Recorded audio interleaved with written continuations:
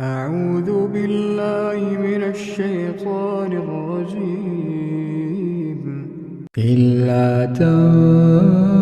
تنصروه فقد نصره الله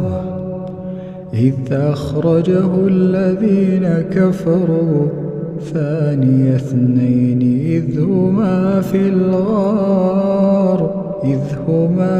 الغار إذ يقول لصاحبه لا تحزن إن الله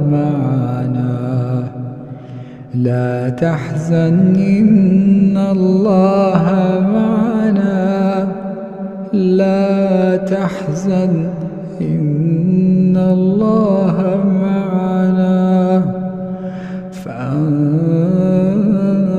الله سكينته عليه وأيده بجنود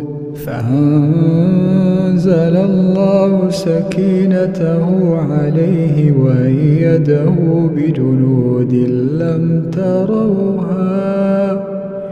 وجعل كلمة الذين كفروا السفلى وكلمة الله هي العليا